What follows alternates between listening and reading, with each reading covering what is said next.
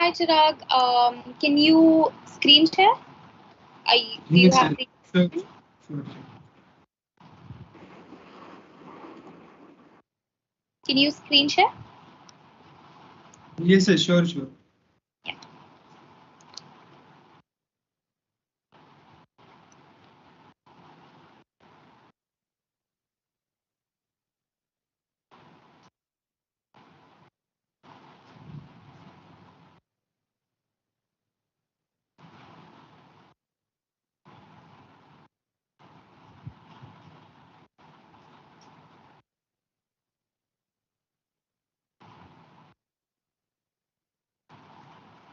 Is it visible?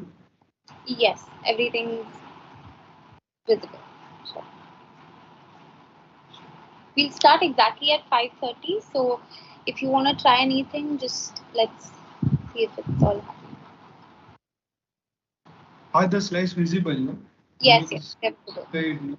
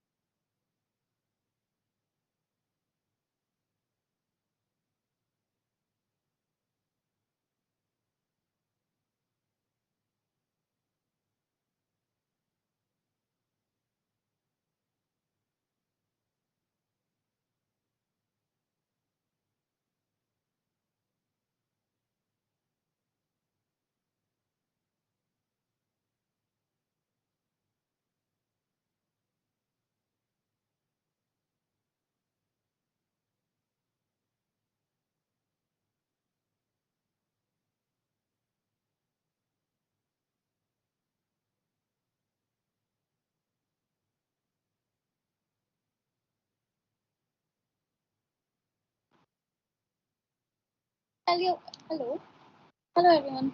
Am I audible? Yeah. Yes, yes. Yeah, you're audible.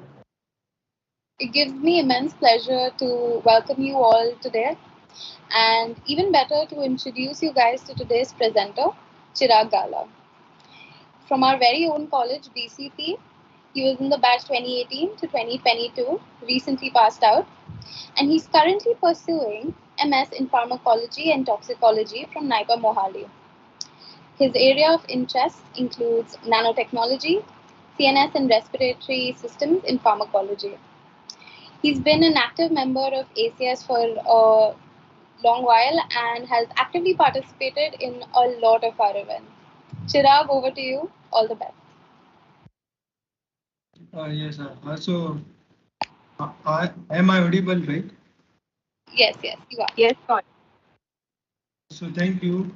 So, good evening to one and all. I myself, Chirag Gala, means currently pursuing MS course in pharmacology and toxicology from Edinburgh.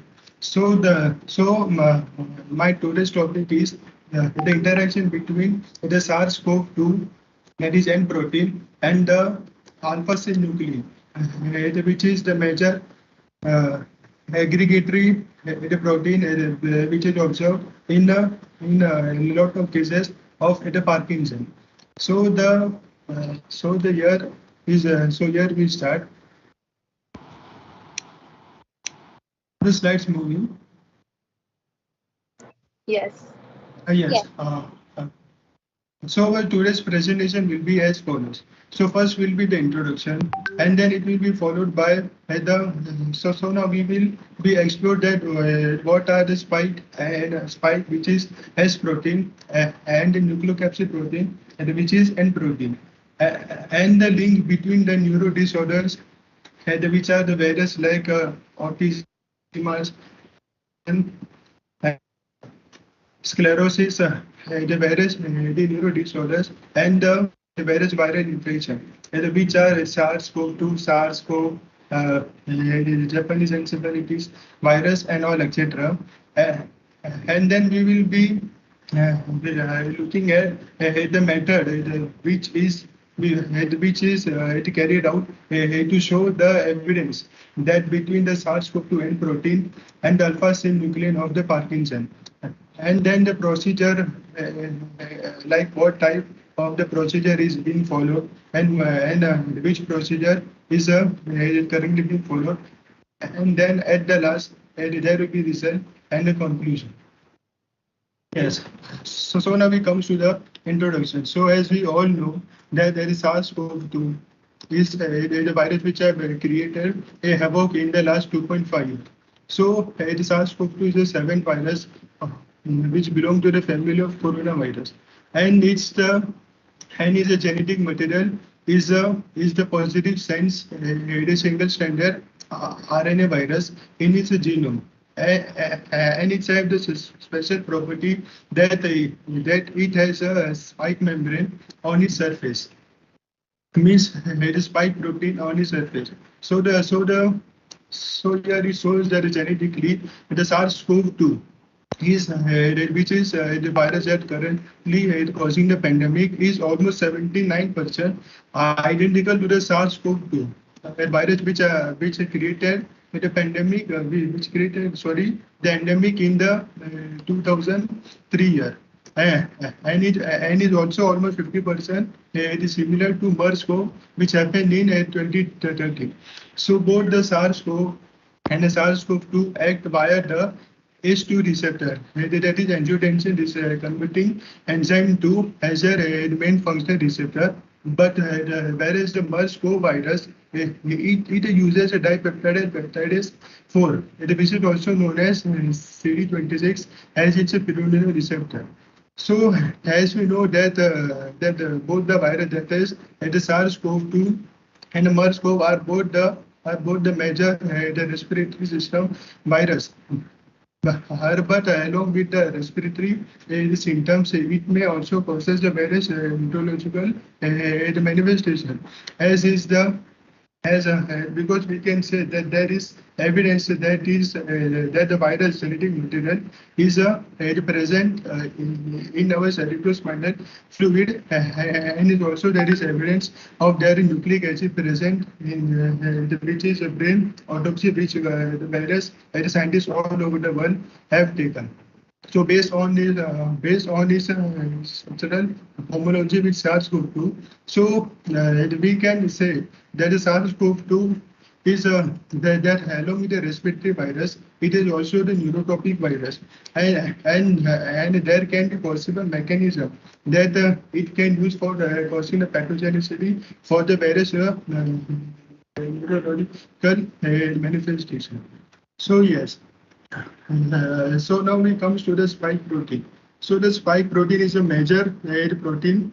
So now we have the various vaccines for the coronavirus, which uses this as their main target.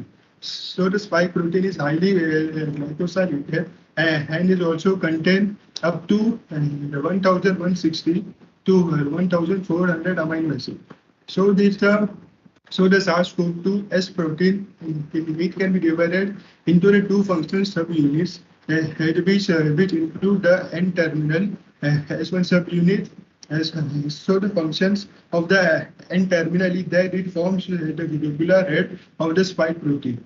And the other terminal is the C-terminal, that is H2 region, so that it forms the stalk of the protein, and its function is that it is directly embedded into the viral envelope. So the spike protein has a receptor binding domain. So it is the main target that our all the currently vaccines are which uses as its main target with the whole cell receptor. That is, we humans we contain a lot of ACE2 receptor, which helps to mediate the entry of the virus into our human cell. So here the picture depicts that, and the diagram of the protein. So here it contains a receptor binding domain, and it is an N-terminal antibody, and is a S2 unit means it is C-terminal, and S1 unit is N-terminal. So it's about the spike protein. So now we comes to the N protein, that is nucleocapsid protein. So the coronavirus nucleocapsid is a structural protein. So its main complex. So its main function is that it forms a complex with a genomic RNA, and also it interacts with the viral membrane protein during the viral assembly. So it's so as we know that the S protein, which is the main target, and for development of our immune system, but also the N protein, it plays a very critical role in enhancing the efficiency of the virus. So the recent the virus study have also confirmed that the N protein is a multifunctional protein. Which means that it does not only have one function, which is particularly of forming the complex, but also it has various other protein. So in the host cell, means we human, so the N protein have shown that it can cause the deregulation of the cell cycle. The cell cycle means the cell division, and its various phases like G1, S, G2, and phase, and also it can inhibit the production of interferon. The production of interferon is very essential in our upgrading the immune system, and also the upregulate the production of COX-2. So that the COX-2 means it is the enzyme which is involved in the production of the prostaglandin from the arachidonic acid, which mediates the virus pain, inflammation, and all. And also it upregulates the activity. AP1 means apoptosis factor B. And also it can induce the apoptosis in the serum by different cells. Apoptosis means the programmed cell death of the cell, which means the cell has undergone the process of apoptosis because it lacks the oxygen nutrients, and so all these are the functions of N protein. So recently a study have proven right that the N protein is a multifunctional protein.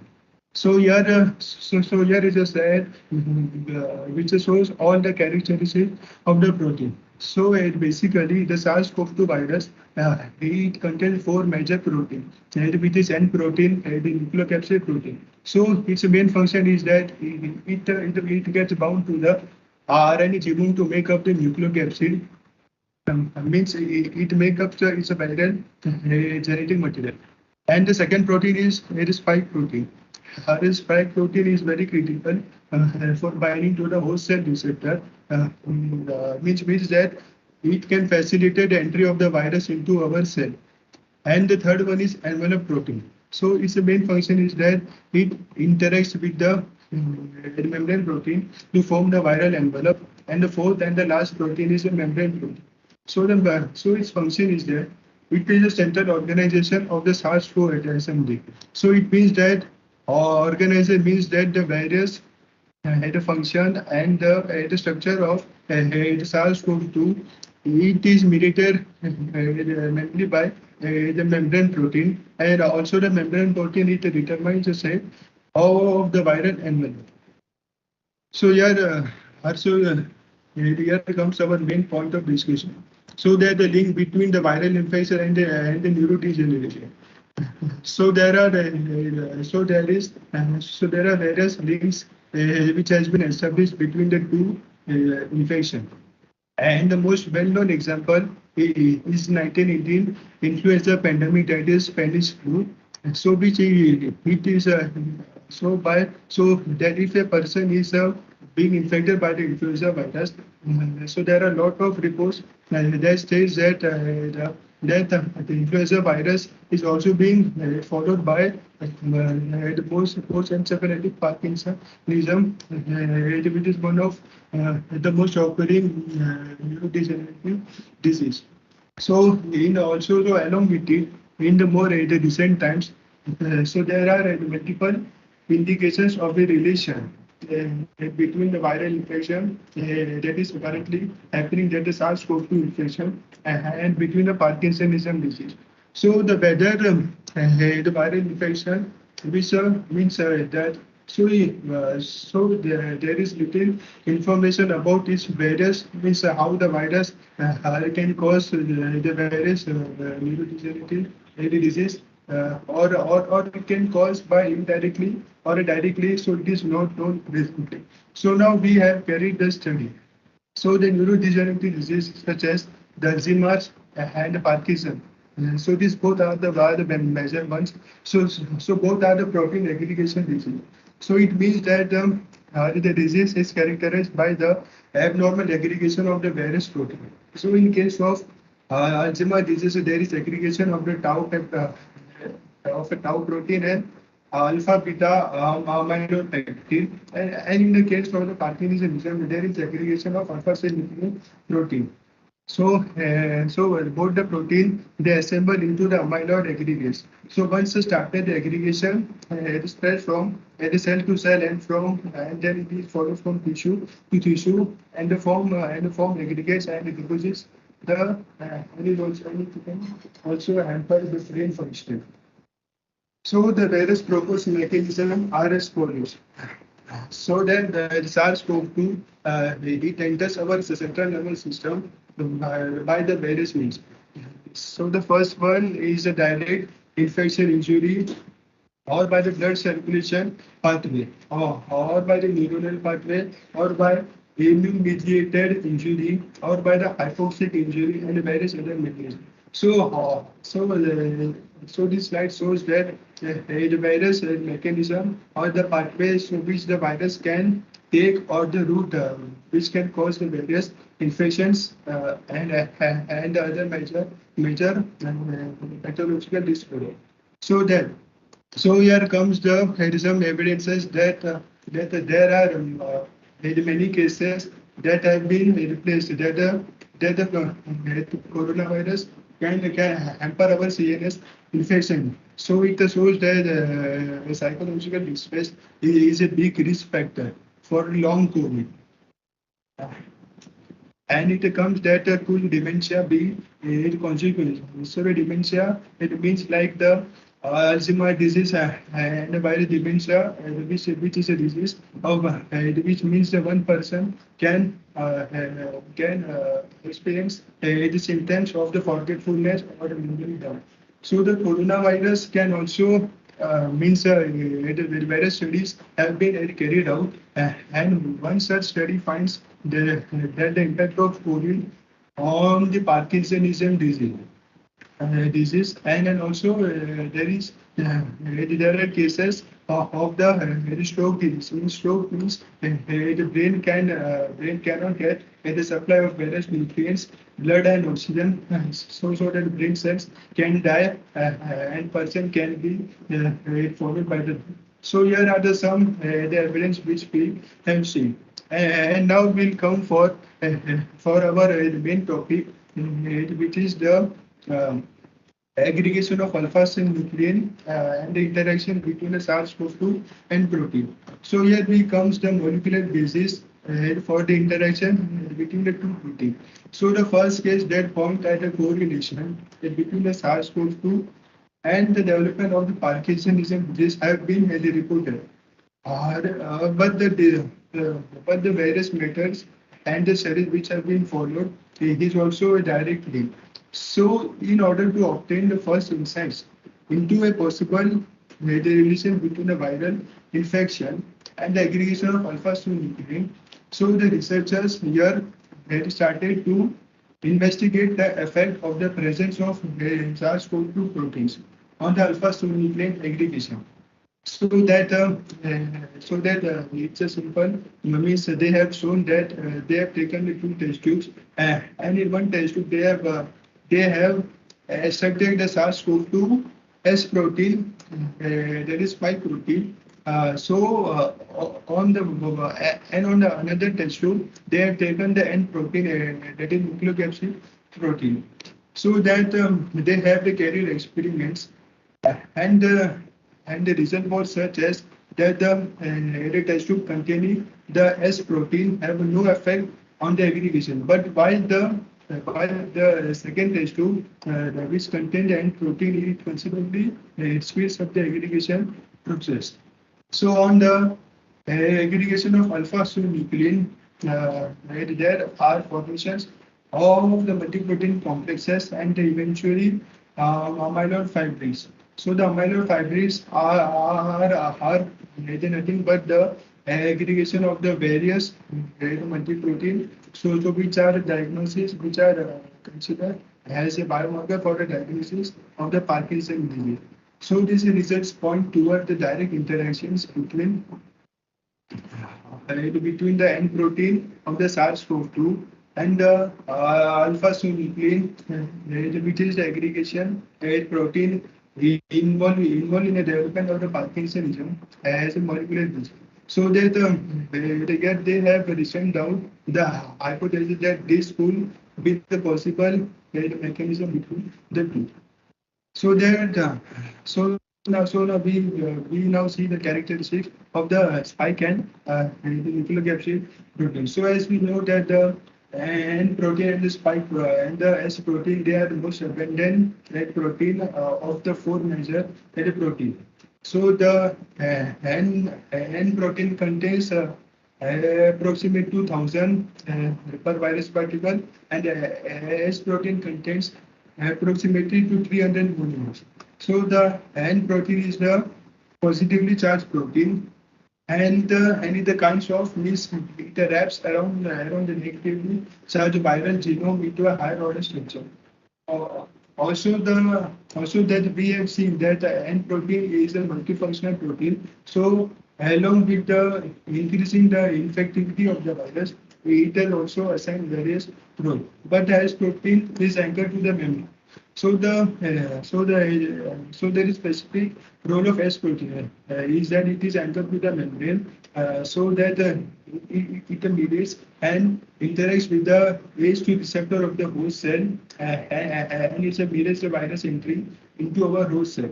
And also we have seen that the S protein is the main target in the vaccination, so that it can induce our immune system and can boost our immunity. So the N protein is also considered as a target for vaccine, but no such vaccine have now been marketed or means its formulation have come into the market.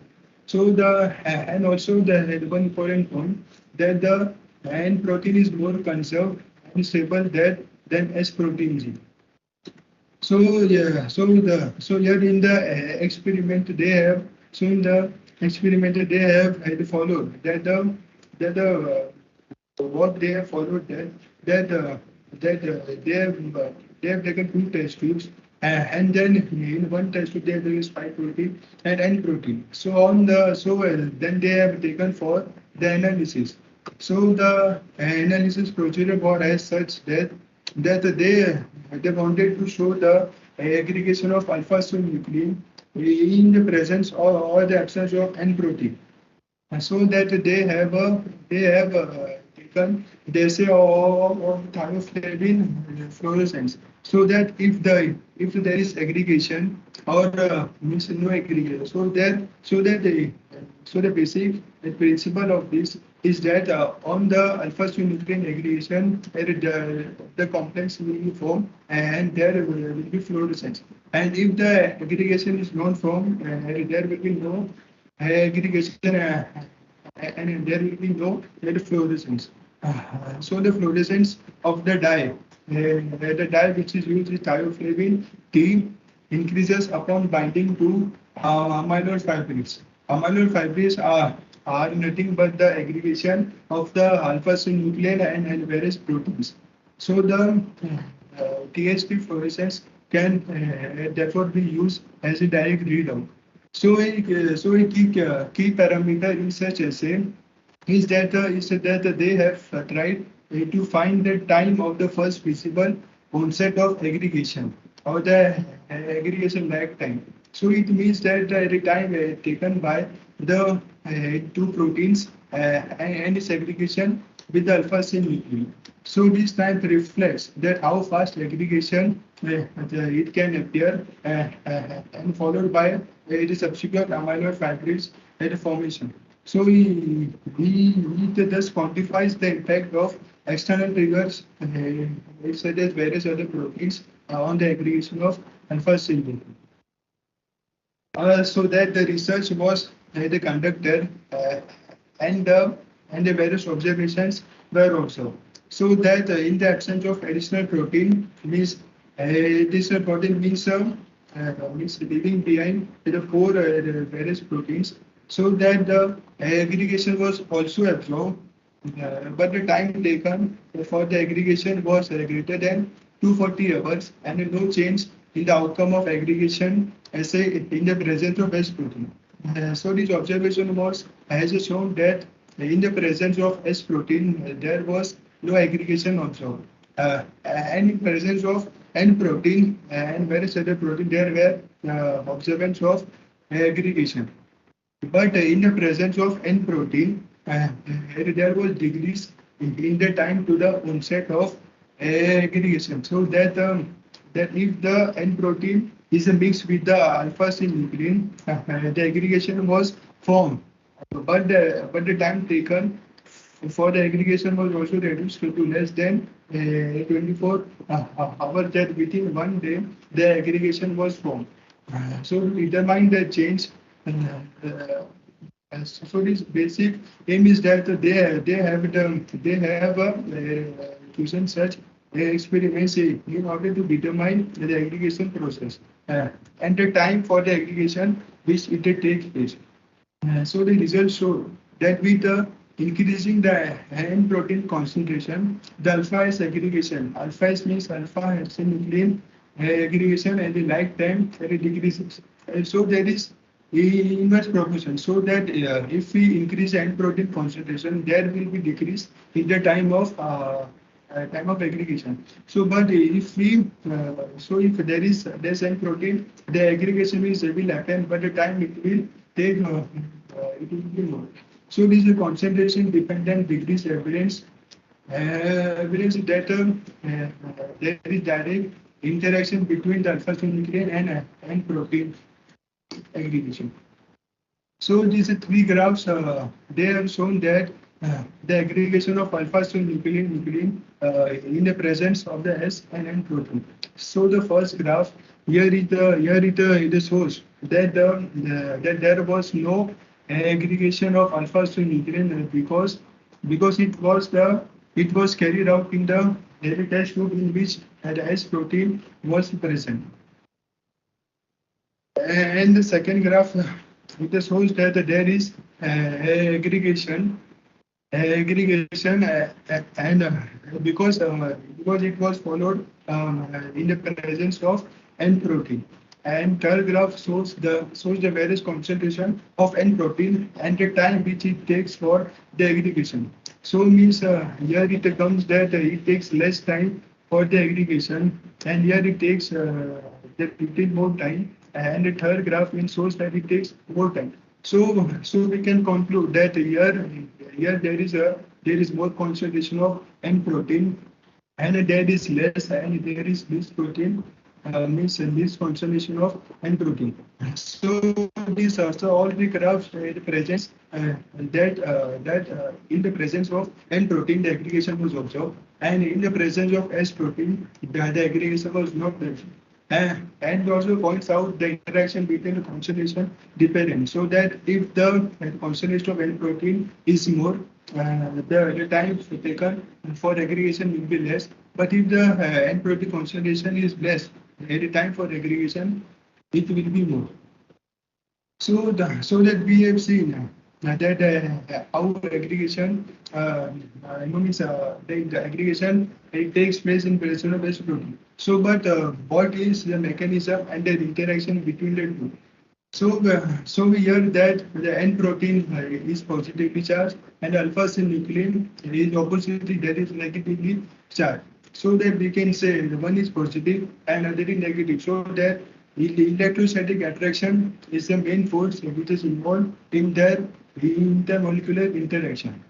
So that so increasing the ionic strength of the solution means if we have put more ions or by giving the electricity charge and then if we screen the electricity charge it increases the aggregation lag time. So that if there is more electric field applied or the more ions are supplied, so the both oppositely charged protein tend to increase their aggregation lag time. But if under higher salt conditions, so in which also the ions are present, the lag time is shorter.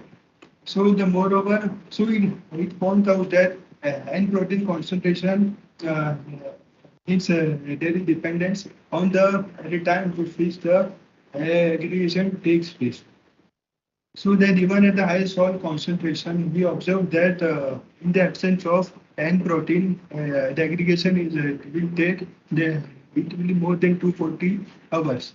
So that other attractive forces are also present which contributed to both that aggregation. So so then we have seen that the various forces which are involved in both the interaction, and also we have seen the evidence that there is aggregation in the presence of N protein. But in order to observe the strength of interaction between the both, so here so here the researcher have performed a new assay, with a microscopic thermophoresis. So basically this technique or assay it relies on change in diffusion coefficient of a particle upon binding to the another particle. So in such that means how the both the proteins have interacted and their way of interacting. So it shows that any such experiments. So one protein we will be labeling as a fluorescently or by adding the probe and what will the lower molecular weights that it will. So one protein we will label it fluorescently and the other will remain as well.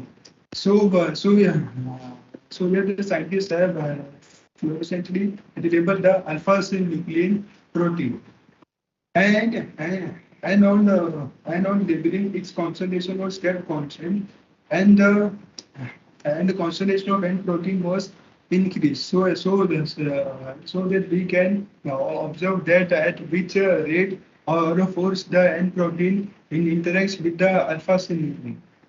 And so here synuclein are and so that we can so we say in the following slides we will see that how it interacts with the alpha synuclein and N protein. There will be graph in which there will be lower and higher plateau in MHT signal point. The another method, another essay of all the method which researchers have floated was the fluorescence correlation spectroscopy.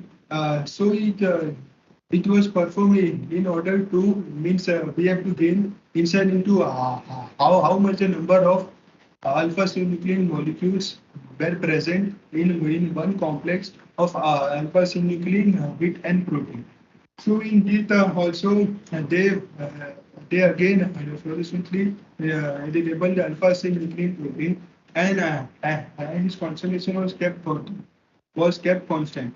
And then upon they have increased the end protein concentration, so they have observed that a strong shift in the correlation curves. So that on observation of strong shift, they have there is a point out that there is formation of a slow diffusing complex, the complex between the alpha synuclein and the N protein. So that if the matter is carried only on alpha synuclein, so there is diffusion coefficient of approximately 86 micrometer square per second. And if we increase N protein concentration, so that the interaction between the two protein will be enhanced, and also the Fourier coefficient will be reduced from 86 to 27 micrometer per second. So that we have seen that how on increasing the N protein concentration, the interaction between the two protein will be enhanced, and also the time taken for interaction will be lowered. So that we conclude that the decrease in alpha synuclein aggregation lag time in the presence of the N protein, so that it is a type of direct interaction between the two proteins, and on interaction there is accumulation of the alpha synuclein on the N protein. So here are two graphs which shows the evidence of the aggregation between the two. So the increase in the fluorescence assay during the alpha synuclein aggregation, it deviates from means if there is interaction between the two, the complex between the two can be formed. The complex between the two can be formed, but here the researchers have a notice that instead of means a complex forming one step, and then they will be dissociated, but they have observed that the complex interacts with the means at the one time, and also on the second time they have interacted, and the complex have a form. So in order to gain insight, deeper insight into it, they have performed another essay, that is atomic force microscopy to cover both the plate.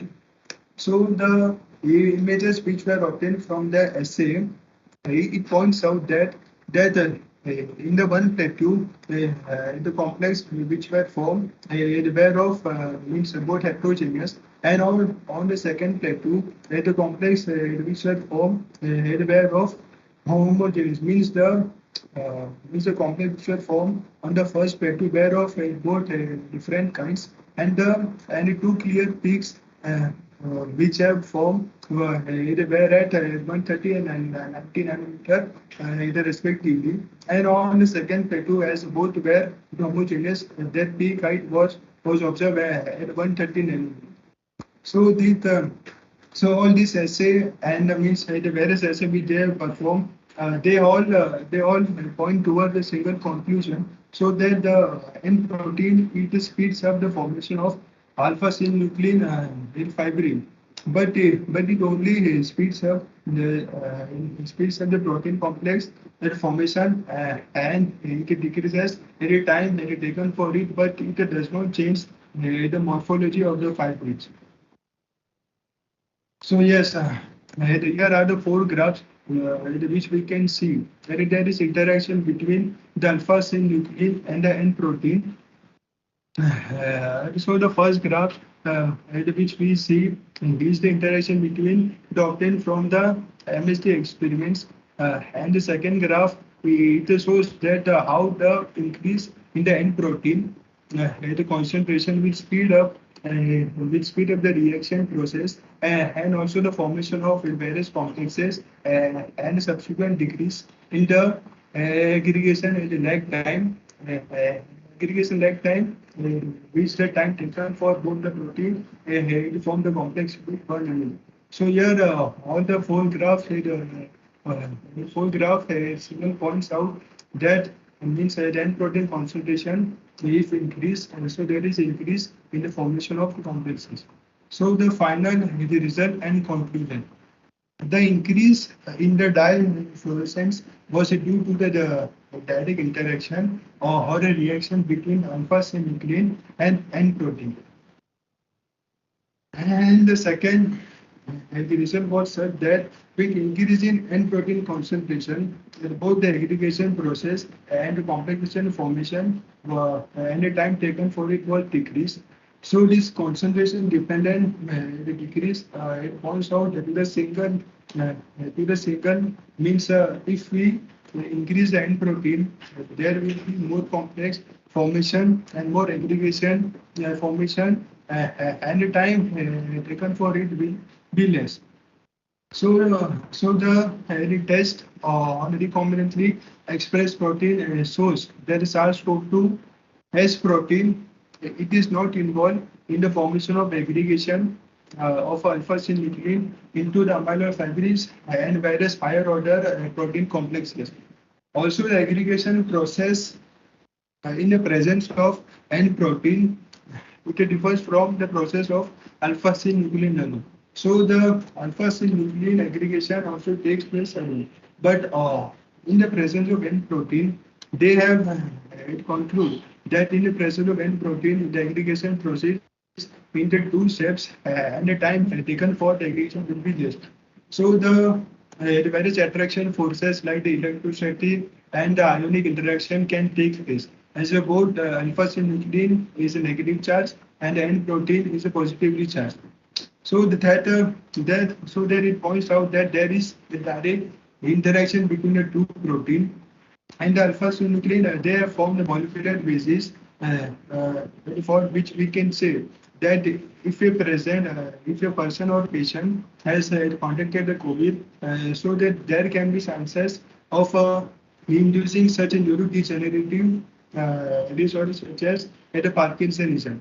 So the interaction suggests that the SARS-CoV-2 infection have a very long-term infection, so that which we may call as long COVID, long COVID, and if there is a so now the various studies are also going on including the N protein as well for the development and formulation of vaccine. The same as that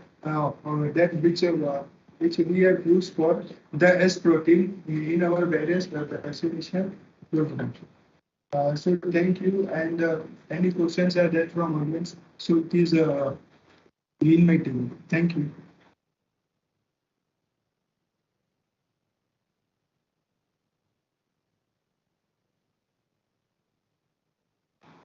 Thank you, Chirag. Vanaja, she'll be Yes. asking all the questions that we received. If you have any extra questions, please put it in the chat box. We'll ask them also. All right. So we have the first question from Meher for you, Chirag. M protein determines the protein coat shape, and does that affect the rate at which it propagates or the way the virus works? Can you repeat the question? Means the starting point I is I am not means properly. Okay. M protein determines the protein coat shape. Does that affect the rate at which it propagates or the way the virus works?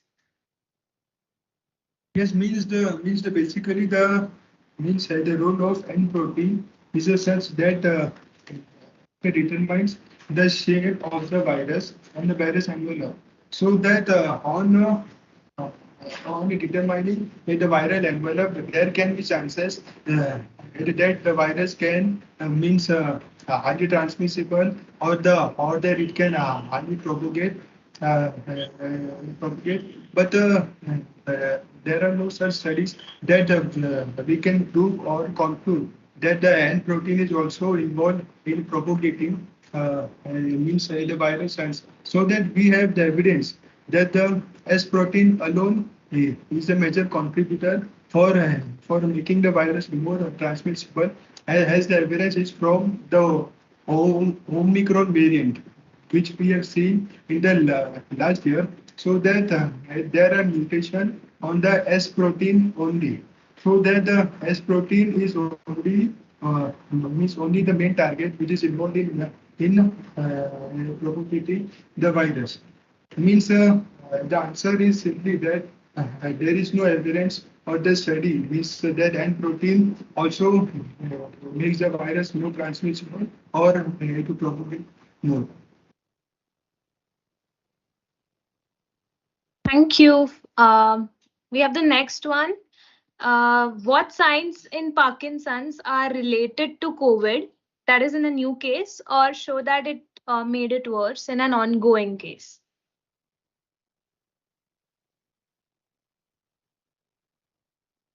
Can you repeat once? Should I repeat? Yeah. What Yes, signs in Parkinson's are related to COVID in a new case, or show that it made it worse in an ongoing case? That then which we know that in the Parkinson there are various neurological signs and symptoms. Means if one person or a patient means if he have manifested has a Parkinson, so there is means he can't speak properly or he can't talk properly or can't walk or is means there is some involuntary movements or the slowness of movement. So the recent evidence it suggests that the coronavirus can also induce the various the neuroinflammation. Means we know that the inflammation which the coronavirus has created, so the inflammation can also spread from the means the body to various other body parts like the CNS, CVS, and also. So that we have now means there are various studies also ongoing that the coronavirus means the various signs and symptoms of the means if the person is have had caught with COVID, so that there are also and also the various signs of the neurological disorder. Yes, yes. So there are various signs that we can identify in a person if he or she is infected. So that there is also the possibility of the various disorders, including the Parkinson also. All right. Also, what differences make N protein more stable than S protein, structural or otherwise? Structural means we have shown that in the structure of S protein there are means very two regions, C terminal and N terminal. But in the N protein means there are also means two terminal, either C terminal or the N terminal. So but I am not sure. But means it can happen because of the difference in the amino acid sequence or the virus is a nearby or the environment means it's a bisal protein and all. So means yeah. So all such differences can means make the N protein more stable than the S protein, and also error functions which performed by the S protein. So it can it means we know that S protein is the main target for the vaccination and all. But also the N protein is also involved in such various studies. So yes, according to the structure also and by the function also, we can say that N protein is more conserved and stable than S protein. All right. Thank you. Does anyone else have any questions for Chirag? Do we have any in the chat box Okay. right now? No, I don't think so. Simply not. Yes. Can we have everyone put their cams on for the screenshot? Chirag, all of you, thank you. Yes, sure.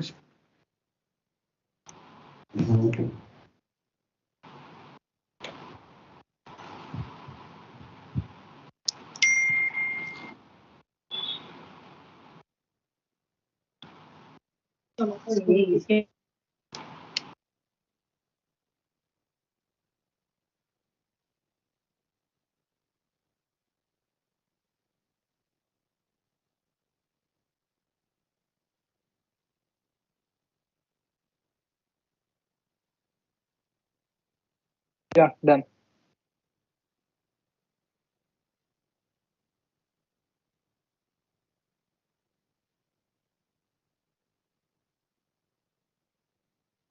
Meher, please switch on your mic. It's off, I think. I was just gonna say we were gonna have the vote of thanks by Nikhil, but okay. Nikhil? Hello, am I Yeah. audible? Okay. So, hello everyone. I'm Nikhil Mane, member of events team at ACS-BCP Student Chapter, and I would like to present vote of thanks for today's session. Firstly, I would like to thank Chirag Gala, alumnus of Bombay College of Pharmacy, for sharing his expertise with us on the topic, addressing all the doubts by the present participants and sharing his knowledge with us. Secondly, I would like to thank all the members of ACS-BCP Student Chapter for organizing this event. Next, I would like to thank all the undergraduate, postgraduate, and PhD students who attended today's Journal Club meeting. A big thanks to everyone.